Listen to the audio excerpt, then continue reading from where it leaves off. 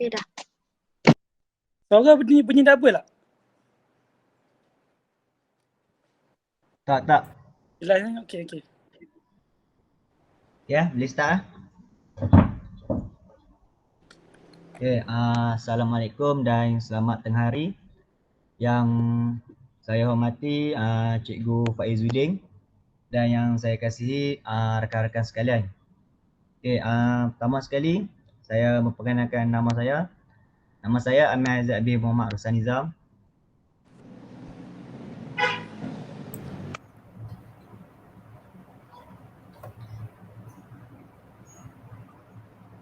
Hai, Assalamualaikum cikgu. Ya. Hai. Okey, nama saya Nur Hisham. Umi Syafiqah boleh tanya saya? Saya Umi Syafiqah binti Ibrahim. Nama saya Muhammad Azim bin Badaruddin.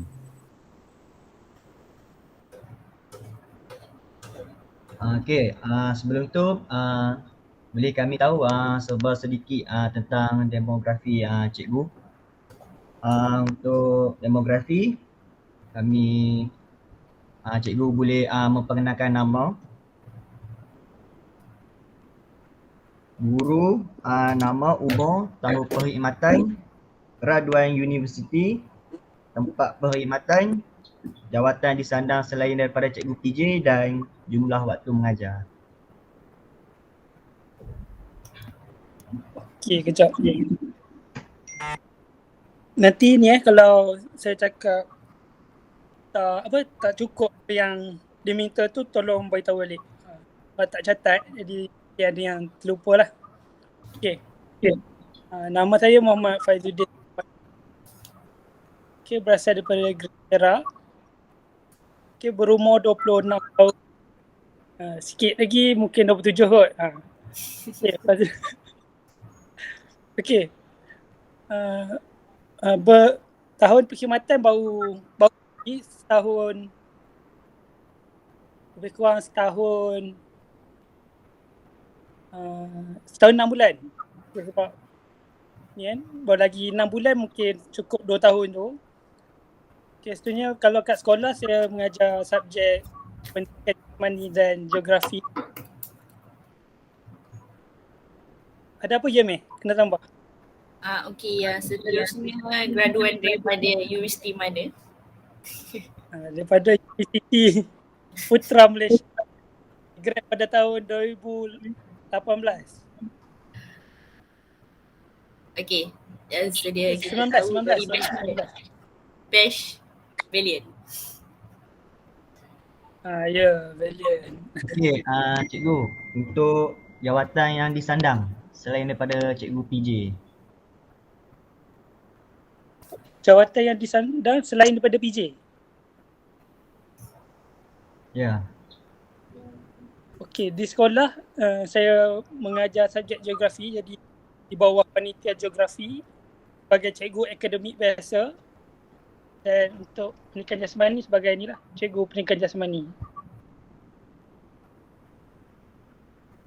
Boleh saya tahu tempat perkhidmatan cikgu?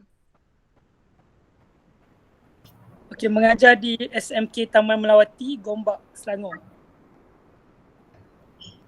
Untuk jumlah waktu mengajar. Jumlah waktu mengajar sekejap.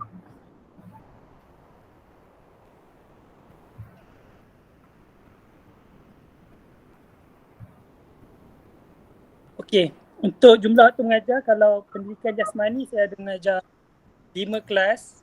Okay, 5 kelas, dan untuk satu tu kita kira 2 lah. 5 kelas tu jadi 10, dan ada survey tu ialah geografi. Okay, so total dalam jadual waktu saya ada 24 lebih lah, 24 waktu dan lebih. So separuh tu pendidikan jasmani, separuh lagi geografi. Okey cikgu, seterusnya kita teruskan dengan soalan yang pertama. Apakah matlamat cikgu sebagai seorang guru pendidikan jasmani? Okey, pendidikan jasmani. Okey, yang kita tahu pendidikan jasmani ni dia lebih kepada untuk kita ni lah, melatih murid tu dia tahu tentang kemahiran. Okey, kemahiran. Jadi salah satu daripada apa yang matlamat sebagai seorang cikgu PJ, dia nak ni lah tahu, murid tu tahu untuk bermain. Contohnya satu-satu kemahiran atau pasukan dia tahu. Yes. At least walaupun dia tak jadi seorang atlet yang power, dia tahu bersikit tentang apa sukan yang patut dia belajar lah. Contohnya dalam syllabus kan banyak sukan. Jadi at least walaupun dia tak boleh nak jadi expert, dia jadi orang yang tahu tentang sukan tu.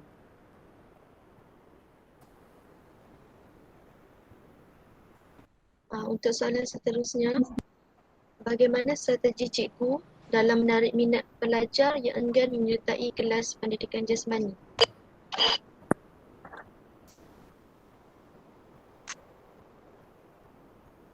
Okey. Saya tak rasa yang kalau kat sekolah ni murid tu tak berminat untuk bermain. Cuma dia tak nak belajar apa yang mengikut syllabus. Okay, jadi kalau panjang saya tahu dekat 2 tahun ni memang tak ada masalah lah dengan murid yang tak nak melakukan aktiviti PJ ni. Sebab kebanyakannya akan nak melakukan PJ sebab kita tahu sepanjang COVID itu dia orang dah belajar online, jadi waktu tempoh bersemuka itu kebanyakan mereka nak main lah. Jadi tak ada masalah untuk turun main, cuma dia orang nak hanya bermain untuk certain permainan tu je. Jadi kalau kat sekolah ni kita ni memang agak susah kalau kita nak mengajar betul-betul ikut syllabus. Tapi kita boleh cuba buat, kita boleh tu lah dengan cara belajar dengan syllabus yang betul, lepas tu kita main ikut apa yang murid tu nak. Itu salah satu cara lah yang saya buat lah. Okay. Cikgu Faizuddin, okay, kan cikgu kata tadi kebanyakan student semua nak main PJ kan. Kebanyakan sekarang ni kan kita tengok student semua kalau kita bagi bola, diorang nak kita bagi bola main je. Diorang tak nak macam belajar satu kemahiran tu macam menendang, menahan, lepas tu menjangga apa semua kan. Okay, macam mana strategi cikgu nak tarik minat tu? Ada setengah-setengah pelajar ni tak nak belajar kemahiran tu. Macam mana strategi cikgu macam nak bagi murid tu nak belajar benda ni?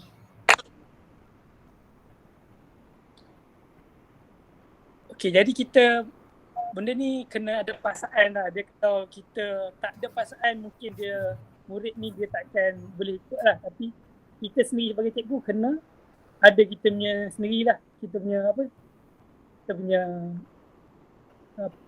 punya sebagai pendirian kita jugalah. Jangan kita terlalu nak mengikut sangat murid ni macam mana dia nak main ke apa kita ikut, tak boleh. Kita kena bagi dia ikut kita dulu, baru kita ikut dia. So kena ada ni lah. So maknanya kita win-win situation lah kan. Kita bagi dia ikut kita dulu, lepas tu baru kita ikut dia. Macam tu. So samalah kita, masa dia ikut kita tu kita ajar dulu kemahiran. So bila dia dah habis tempoh setengah jam contohnya, yang ada sejam kan. Setengah jam itu untuk kita main bebas. Apa yang sukan yang mereka nak main tu lah. Okay. Terima kasih Cikgu Faizuddin. Okey, untuk soalan seterusnya, bagaimana cara cikgu mengajar di dalam kelas yang mempunyai pelbagai bangsa?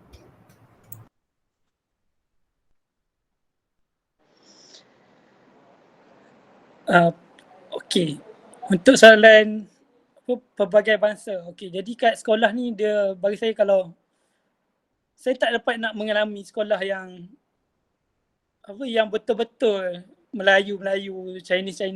Dia ada bercampur tapi dia tak nampak sangat yang perbezaan tu. Sebab kalau dekat sekolah saya ni, Melawati ni, semua orang dia macam bergaul lah dalam satu kelompok kan. Tak kira Melayu, Cina semua, dia dapat bergaul.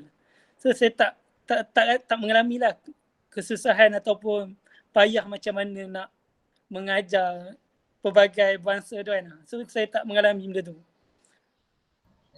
Cikgu Faizuddin, di sekolah Melawati kan, sekolah cikgu kan, dia majoriti untuk untuk murid dia banyak bangsa apa? Hampir 70% lah, 70 ke 90, 80% Melayu. Dan selebihnya tu baru mix, campur lah, Chinese, Indian semua tu. Terlalu sikit lah dia Okey, punya maksudnya China dengan India ni terlalu sikit. Jadi dia mungkin tak nampak gap lah kan. Kalau sama besar kelompok tu mungkin dia akan jadi, kita nampak mungkin akan ada perbezaan lah. Tapi kalau sini sebab yang minoriti ni sikit sangat, jadi dia boleh blend kot dengan Melayu ni. okey cikgu. Seterusnya, apakah cabaran cikgu untuk mengajar pendidikan jasmani ketika pandemik COVID-19 dan apa pendekatan yang cikgu gunakan? Okay, waktu pandemik 19 itu, waktu kelas online memang susah sebab tak boleh nak melakukan aktiviti kan. Jadi kebanyakannya kita banyak mengajar teori. Jadi kalau untuk kemahiran tu mungkin kemahiran yang betul-betul yang kita dia bertemakan kecergasan semua tu kan. Hanya benda-benda yang macam tu yang boleh, mungkin kita boleh buat video ataupun buat aksi kan sambil kita buat Google Meet tu. Tapi kalau untuk yang kemahiran sukan memang tak boleh buat. Dia hanya untuk yang kecergasan tu je boleh. Yang kita belajar kecergasan berasaskan lokomotor ke kesihatan tu kan. Yang tu je yang boleh kita terapkan lah sebab kebanyakan aktiviti tu mudah. Kat internet pun banyak kan. Kita boleh suruh dia tiru balik kan, buat video. Tu yang contoh saya buat lah. Tapi kalau untuk yang kekangan tu memang banyak lah sepanjang pandemik tu. Sebab kalau apa yang saya ngajar, kalau daripada segi sukan sendiri, saya akan tunjuk, terangkan melalui ni. Nak bagi dia tahu apa yang dalam silibus tu, saya akan ajar dulu lah ikut silibus. Ikut buku tab online tu. Lepas tu saya akan suruh terang lah. Kita ada objektif semua kan, learning kan, LO tu kita panggil objektif pembelajaran. Okey, jadi benda tu yang kita akan terangkan dulu. Jadi murid akan dapat mengetahui lakuan yang betul lah. So kita bercerita dulu benda tu. Lepas tu kita akan gunakan lah semua. Gunakan YouTube, gunakan slide apa semua untuk fahamkan murid tentang apa yang kita akan ajar itu. Tapi kalau untuk kesihatan bagi saya memang agak senang lah sebab dia banyak benda yang boleh buat, kuis ke apa semua tu kan. Kuizi semua tu banyak boleh buat dalam online tu.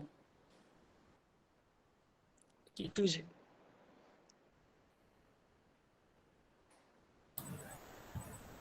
Okey, Cikgu Faiz. Soalan seterusnya, bagaimanakah cikgu mengawal keadaan di dalam bilik belajar? Sewaktu kelas online ke kelas bersemuka? Kedua-duanya. Boleh. Dua-dua cikgu. Kedua-duanya. Kalau kalau kelas online, kalau kelas online ni dia lebih kepada murid ni, kebanyakan dia akan agak pasif kalau kelas online ni. So kita macam tak susah untuk mengawal sebab kebanyakan pun akan off kamera, mic pun bila kita tanya tu pun agak susah lah nak berbunyi mic tu. Tapi dia bergantung kepada kelas juga, bukan semua kelas. Ada kelas yang bukan kita nak kata yang kelas hujung dan kelas depan tapi memang benda tu realiti. Kelas yang belakang ni akan memang pasif gila. Tapi kalau bahagian yang kelas yang depan ni dia bagus lah untuk pelibatan tu. Tu kalau untuk online kelas. So dia tak susah untuk kawal kelas waktu online ni. Tapi kalau untuk bersemuka agak susah sikit. Tambah-tambah lagi bila kita bagi budak tu main kan. So dia bila dah dapat alat semua, kita tahu lah agak susah untuk kita kontrol. Jadi bila sebelum bagi alat tu kita dah bagi dah. Kita kena bagi apa, kita bagi instruction yang jelas.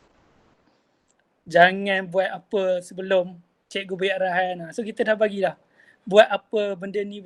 So kita dah bagi dia instruction yang jelas lah. So dia takkan buat benda lain. Lepas tu kalau ada buat benda yang lain pada ni, kita kena buat ni lah, kita kena tegur dengan cepat lah. Jangan sampai benda tu dah jadi teruk baru kita nak tegur, kalau mungkin susah. Satu lagi kita tegur tu biar, kalau boleh biar jelas bagi orang lain pun dengar apa yang kita tegur tu. Supaya orang lain tak buat. Kalau kita tegur mungkin niat kita nak tegur secara direct kan, tapi kita cakap direct, slow. Orang lain tak dengar. Orang lain akan buat benda yang sama lagi. So kita buat teguran tu, kalau guna whistle, kalau ada whistle lagi bagus. Kita gunakan whistle kita tu, tiup. So orang lain pun akan stop juga. So kita kalau boleh nak tegur tu biar semua tu dengar. Bagi orang lain pun alert. Benda yang salah tu jangan buat lagi. Macam tu.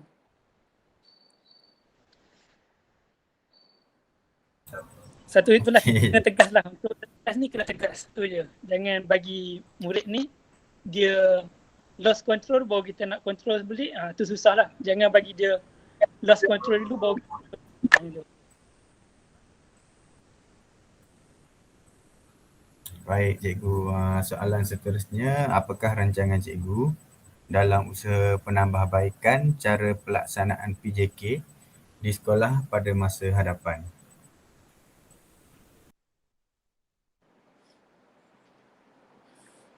Pada masa hadapan.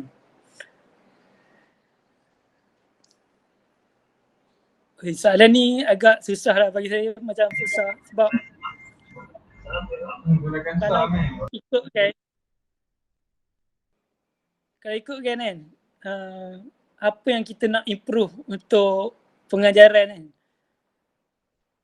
Rasanya kalau kita mengajar apa yang kita belajar ni, kita nak deliver nak sampaikan apa yang dalam buku teks tu kan. Kalau kita ajar secara apa yang kita dah belajar tu pun dah dikira sebagai dah cukup lah kan. Kalau nak untuk penambahbaikan tu, mungkin itulah kita gunakan murid sebagai ni lah. Murid sebagai orang yang mengajar. Itulah rasanya kalau yang penambahbaikan. Kalau setakat ni, apa yang kita belajar, kita mengajar kan. Kita mengajar dengan cara apa? Dengan banyak cara lah kan. Cara teaching game, understanding tu ke, klasik kan. So banyak benda yang kita ajar tu, mungkin dah cukup. Tapi kalau nak improve lagi tu, saya rasa itulah murid sebagai orang yang mengajar. Itu je. Maksudnya cikgu menggunakan murid untuk mengajar kawan-kawan. Macam tu? Ya betul. Murid yang pandai lah. Jangan murid yang tak pandai. So kita gunakan murid yang contohnya atlet. Kita tahu dia tahu kan. So dia yang bidang tu. Mungkin dia lagi expert. Okay, faham. Okay, cikgu, soalan seterusnya, apakah masalah yang dihadapi oleh cikgu ketika hendak memulakan pengajaran dalam talian, dan apakah langkah awal yang dibuat oleh cikgu ketika hendak memulakan PDP? Masalah waktu online gini. Zip. Okay, kalau untuk masalah saya tak rasa masalah besar lah untuk mengajar waktu PDP. Waktu online class, PDPC.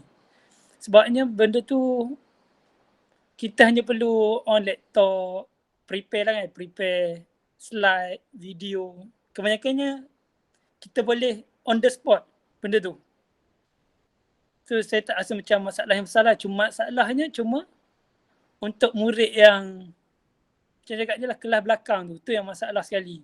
Kalau untuk kelas depan ni memang tak ada masalah lah. Memang semua tu boleh on the spot, kita boleh siapkan benda tu. Sebab apa? Kalau kita nak quiz, kita boleh search dengan on the spot dekat dalam internet.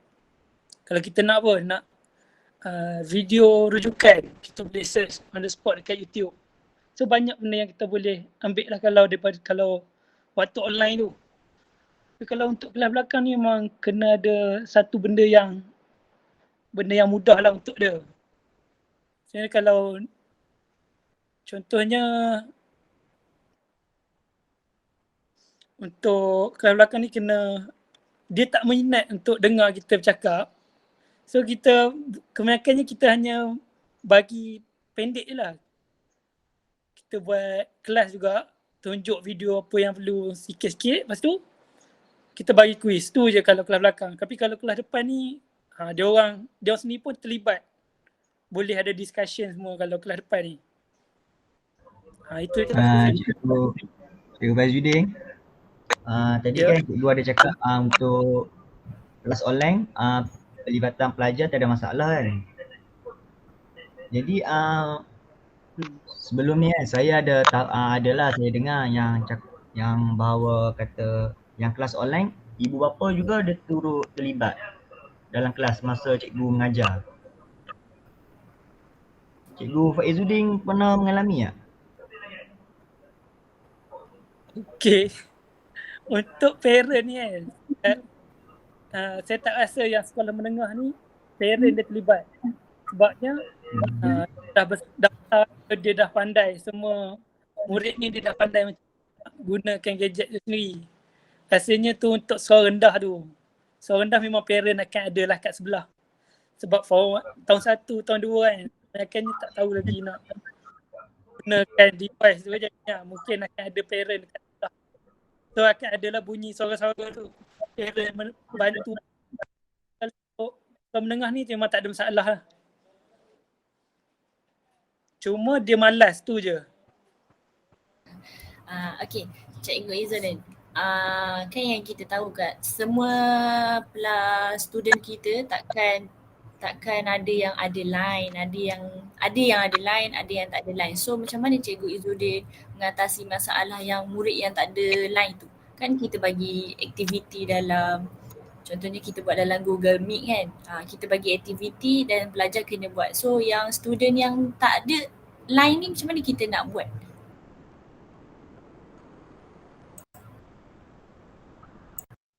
Okay, kebanyakannya kalau untuk yang tak ada line, kita akan bagi mungkin line, dia bukan tak ada line langsung. Dia ada line, cuma line dia tak kuat. Jadi kalau apa yang kita boleh buat untuk orang yang tak line dia kurang tu, okay, kita bagi dia secara offline lah. Dia tak masuk, memang dia takkan masuk lah Google Meet ni. Tapi kita bagi dia bahan tu dekat secara luar lah, kita panggil benda yang menggunakan data yang lebih kurang lah. Maksudnya kita bagi dia secara personal kat WhatsApp ke, sama ada dia PM kita, atau satu lagi dalam Google Classroom tu sendiri. Kita masukkan bahan apa yang kita dah ajar tu masuk dalam Google Classroom. Tu kalau dekat sekolah nanti masing-masing akan ada lah Google Classroom tu. Okay, tu je. Okay. Lepas tu saya nak teruskan dengan soalan yang seterusnya. Bagaimana cara yang berkesan dalam menjalankan PDPC, PJK agar semua pelajar hadir ke kelas dan faham isi kandungan yang kita ajar?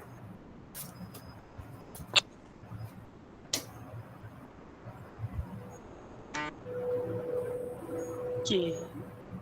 Untuk kita nak bagi murid tu hadir. Murid hadir dan murid faham apa yang kita ajar. Isi kandungan yang kita ajar. Okey. Okey, itulah yang saya cakap tadi, ada mula tadi saya dah cakap. Untuk kita nak mengajar murid tu, kita kena awal-awal kita kena bagi tahu dia apa ini objektif pengajaran kita. Objektif pengajaran contohnya murid dapat memahami, dapat melakukan. Okey, contoh kalau pendidikan jasmani secara bersemuka, kita akan tengoklah murid dapat melakukan apa, contohnya kita kemahiran menendang kan, murid dapat melakukan aktiviti menendang. Okey, itu salah satu daripada objektif pengajaran kan. So sama juga kalau dalam online, murid dapat menyatakan lakuan menendang, berapa jenis menendang. Itulah apa yang kita nak tengok. Jadi apa yang kita nak bagi murid tu dapat objektif tu, kita kena ulang apa objektif yang kita nak bagi murid tu dapat. So kalau di akhir pun kita akan tanya balik. Okay, so hari ni apa yang kita belajar ialah kemahiran menendang semua tu kan. So apa yang kamu dapat hari ni? Berapa jenis tenangan contohnya. So itulah yang akan dishare sebagai objektif yang dapat atau tak pada hari tu. Selain daripada itulah kan, kalau apa yang kita belajar apa, kena buat apa? Kena buat skor kan, borang skor untuk kita tengok kan. Tu memang terlampau ni lah kan. Yang terlampau skema lah bagi saya kalau kita buat semua tu. Apa yang kita boleh tengok kalau secara random dia macam tu lah. Kita akan tanya, murid tu boleh jawab tu. Apa yang kita boleh tengok secara random kalau kita tak buat borang penilaian semua. Tapi kalau yang kita belajar, wajib ada borang penilaian tu lah untuk kita tengok macam mana murid tu dapat tak dapat apa yang kita ajar tu. Okay, lepas tu untuk yang hadir tu kan, untuk hadir kalau kat sekolah tak ada masalah, tapi kalau untuk online tu macam saya cakap ni lah, untuk kelas depan tak ada masalah, memang kehadiran. Kelas belakang memang kehadiran tak okey, tu je. Okey, seterusnya saya pergi ke soalan seterusnya. Apakah kemahiran interpersonal cikgu sebagai guru pendidikan jasmani?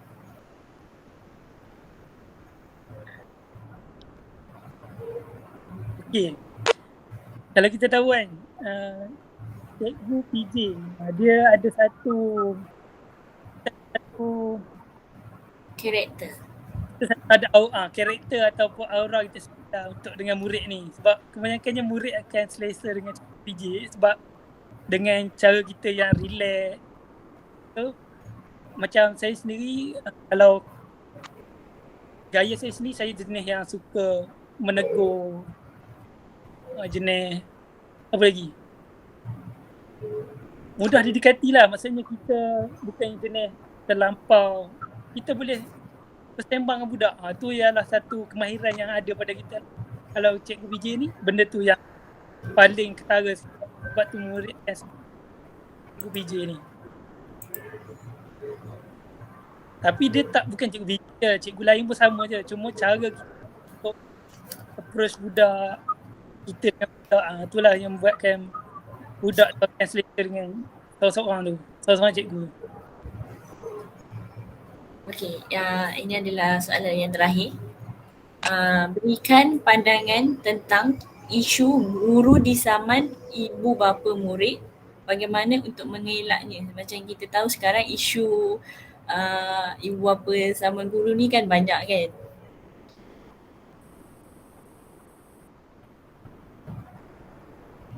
So macam mana cara cikgu untuk mengelaknya? Untuk mengelak, cuba jangan buat kontroversi lah. Jangan cuba untuk menyimpulkan benda yang tak sepatutnya.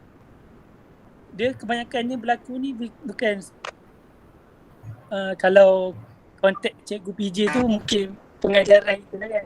Adik-adik kita yang mengajar ni pun boleh tahan juga. Kalau kita nak mengajar tu kena pandai bahasa tu, pandai jaga. Jangan open sangat. Sebab ada yang kelas yang bercampur. Kalau kelas yang tak bercampur tu mungkin ajar lelaki semua. Mungkin budak lelaki dia seronok lah. Kalau kita sembang pun dia tak ada isu. Tapi kalau bercampur, kelas yang bercampur dia akan ada isu. Jadi kena pandai ni lah. Jaga bahasa. Pandai susun. Jangan ikut ni je. Ikut sedap je lah. Maksudnya kena pandai berfikir lah. Jangan dah cakap dah kena baru kita nak menyesal, tak guna dah. Okey. Kiranya itu teruskan. Okay. Macam yang sekarang kan Cikgu Faizuddin, sekarang kan cikgu tak boleh nak, memang kita tak boleh nak pukul pelajar kan. Lepas tu macam mana cara cikgu kita nak tegur pelajar tu yang bermasalah? Dalam kelas tu memang pelajar tu bermasalah, ponteng kelas, tak masuk kelas, macam-macam lah masalah yang dia buat. Macam mana cara kita nak tegur pelajar kita tu?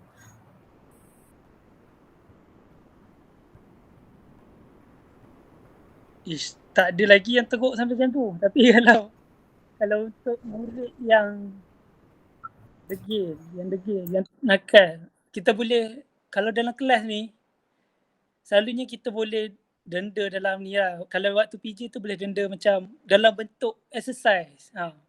Bagilah, macam bagi burpee ada. Bagi dia, kita cakap lah tu sebagai satu latihan. Kalau dia cakap gitu sebagai denda yang teruk, kita bagi cakap benda tu macam latihan je lah.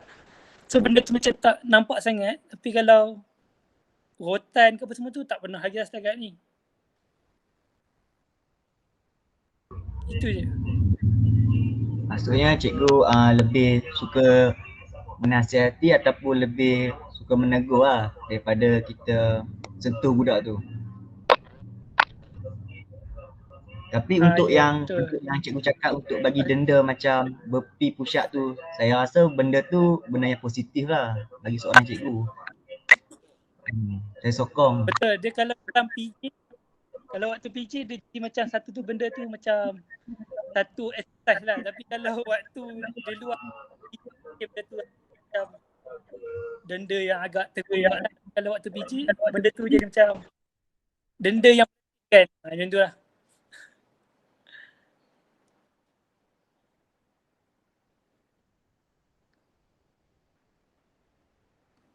Tapi kalau teruk sangat murid tu, kira biar refer ke disiplin je lah. Kita tak payah. Kalau cikgu lama mungkin ada, boleh buat lah denda-denda ni. Tapi kalau cikgu baru ni, baik refer ke disiplin je. Tak payah nak peningkan kepala sendiri, bawa ke unit disiplin, dia orang akan settlekan benda tu. Okey Cikgu Faizuddin. Soalan pun kita dah sampai ke penghujung. 10 soalan telah dijawab oleh Cikgu Faizuddin. Sekarang saya wakil daripada rakan-rakan saya mengucapkan ribuan terima kasih banyak-banyak kepada Cikgu Faizuddin kerana sudi untuk ditemu bual oleh kami. Terima kasih cikgu. Kami boleh stop lah recording.